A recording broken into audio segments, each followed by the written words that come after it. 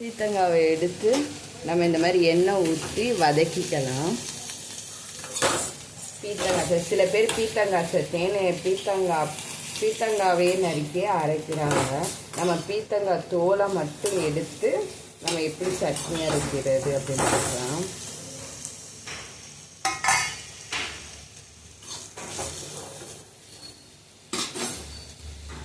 எண்ணெயை ஊற்றி இந்த மாதிரி வதக்க வேண்டியதான். நல்லா இதே மாதிரி வதக்குங்க.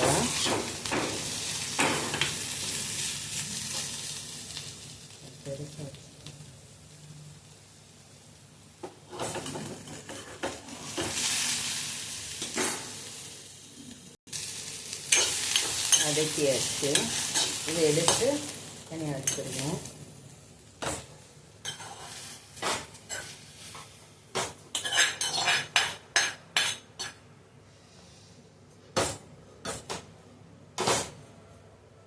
அப்புறம் மறுபடியும் கொஞ்சம் எண்ணெயை ஊற்றிக்கலாம்.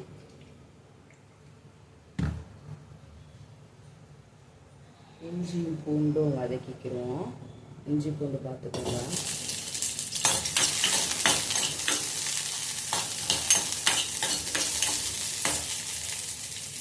இதோட ஒரு 3 வரமிளகாவை ஃப்ரை பண்ணிக்கலாம்.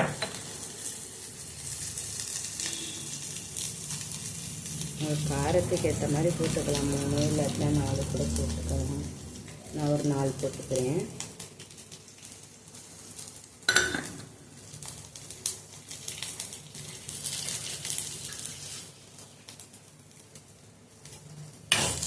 நல்லா வதக்கிக்கிறேன்.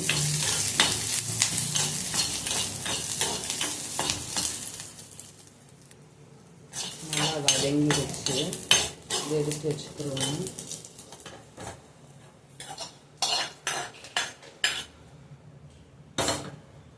கொஞ்சம் எண்ணெய் ஊற்றிக்கிறோம்.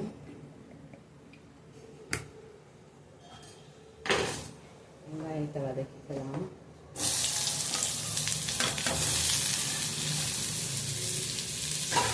ஒன்றா வதக்குங்க. ஒன்றும் அவசரம் இல்லை. எல்லாத்தையும் போட்டு சரியாக வதங்காமல் இருக்கிறதுக்கு நம்ம ஒன்றா போட்டு வதக்கிக்கலாம்.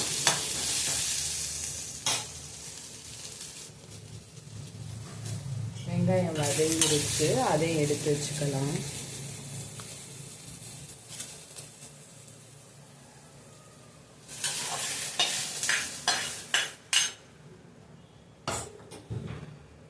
தக்காளி வதக்கிக்கிறோம்.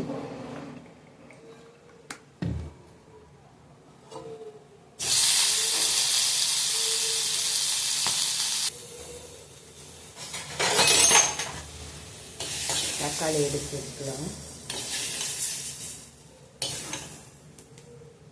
கொஞ்சம் எண்ணெய் ஊற்றி கருவேப்பிலை சேர்த்துக்கலாம்.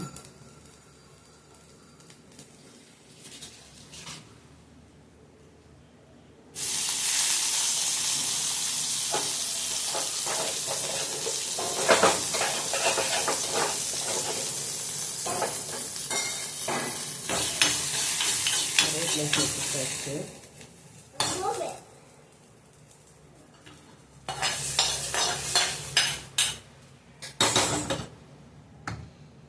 இதில் கொஞ்சம் எண்ணெய் ஊற்றி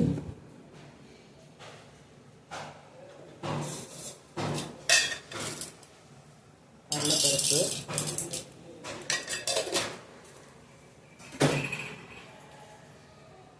உளுந்தம்பருப்பு ரெண்டும் சேர்த்துக்கலாம்.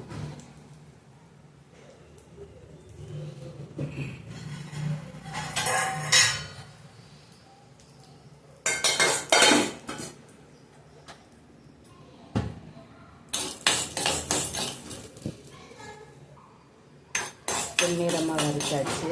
இதை எடுத்து வச்சுக்கலாம்.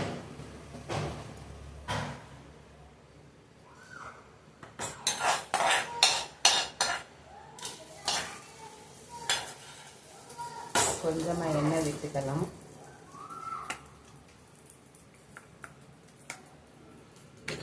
கடுகு போட்டுக்கலாம்.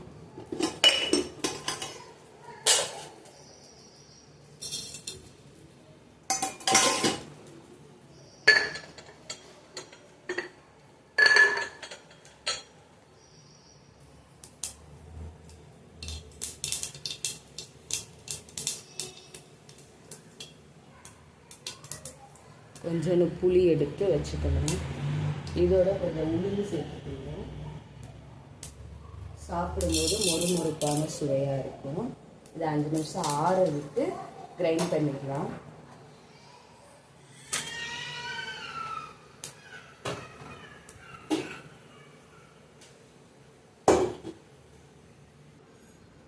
அவ்வளோதான், தாளிப்பு ரெடி ஆயிடுச்சு.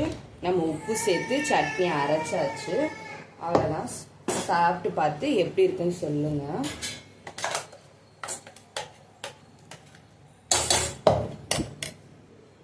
அவ்வளோதாங்க, சட்னிக்கு உப்பு மட்டும் பார்த்துக்கோங்க.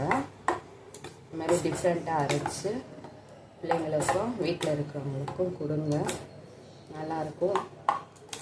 வெறும் தோலை மட்டும் எப்படி வச்சு சட்னி அரைக்கிறதுன்ட்டு சாப்பிட்டு பார்த்து கமெண்ட் பண்ணுங்கள். நன்றி, வணக்கம்.